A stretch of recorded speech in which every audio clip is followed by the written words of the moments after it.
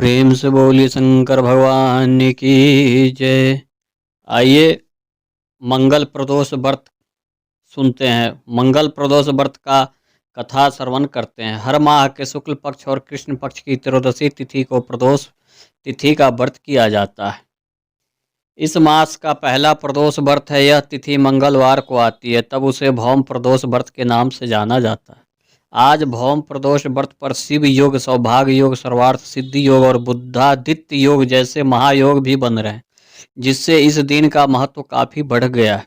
भौम प्रदोष व्रत में कथा सुनना वो कहना बहुत पुण्यदायी माना जाता है और इस कथा से पूजा भी पूरी होती है। मान्यता है कि भौम प्रदोष व्रत पर की कथा सुनने और कहने से भगवान शिव का आशीर्वाद प्राप्त होता है और जीवन के सभी कष्ट दूर होते हैं। आइए जानते हैं भौम प्रदोष व्रत की कथा। प्रेम से बोलिए शंकर भगवान की जय। सभी श्रोतागण ध्यान पूर्वक कथा श्रवण करें। सूत जी बोले, अब मैं मंगल त्रयोदशी प्रदोष व्रत का विधि विधान कहता हूँ। मंगलवार का दिन व्याधियों का नाशक है। इस व्रत में एक समय व्रती को गेहूं और गुड़ का भोजन करना चाहिए। इस व्रत के करने से मनुष्य सभी पापों और रोगों से मुक्त हो जाता है।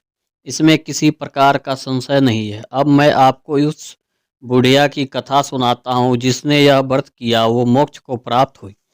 अत्यंत प्राचीन काल की घटना है। एक नगर में एक बुढ़िया रहती थी। उसके मांगलिया नाम का एक पुत्र था। वृद्धा को हनुमान जी पर बड़ी श्रद्धा थी। वह प्रत्येक मंगलवार को हनुमान जी का व्रत रखकर यथाविधि उनका भोग लगाती थी।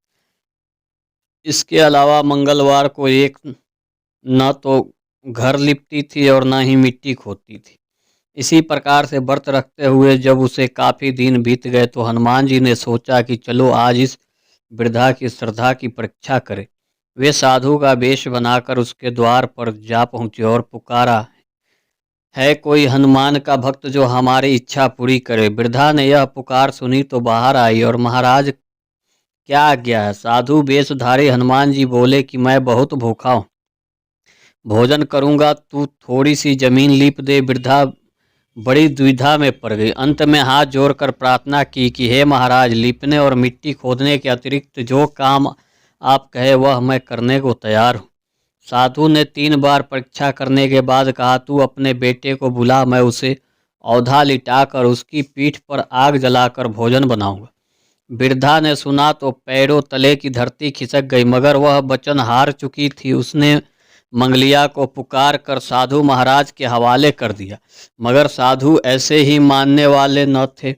उन्होंने वृद्धा के हाथों से ही मंगलिया को ओधा लिटाकर उसकी पीठ पर आग जलवाई। आग जलाकर दुखी मन से वृद्धा अपने घर के अंदर जा घुसी। साधु जब भोजन को बुलाकर कहा कि वह मंगलिया को पुकारे ताकि वह भी आकर भोग लगा ले, वृद्धा में आंसू भरकर कहने लगी कि अब उसका नाम लेकर मेरे हृदय को और न दुखाओ। लेकिन साधु महाराज न माने। वृद्धा को भोजन के लिए मंगलिया को पुकारना पड़ा। पुकारने के ही कुछ देर मंगलिया बाहर से हंसता हुआ घर में दौड़ा आया। मंगलिया को जीता जागता देखकर वृद्धा को सुखद आश्चर्य हुआ। वह साधु महाराज के चरणों में गिर पड़ी। साधु महाराज ने उसे अपने असली रूप में दर्शन दिए। हनुमान जी को अपने आंगन में देखकर वृद्धा को लगा कि जीवन सफल हो गया। प्रेम से बोलिए शंकर भगवान की जय। वीर बजरंगबली की जय।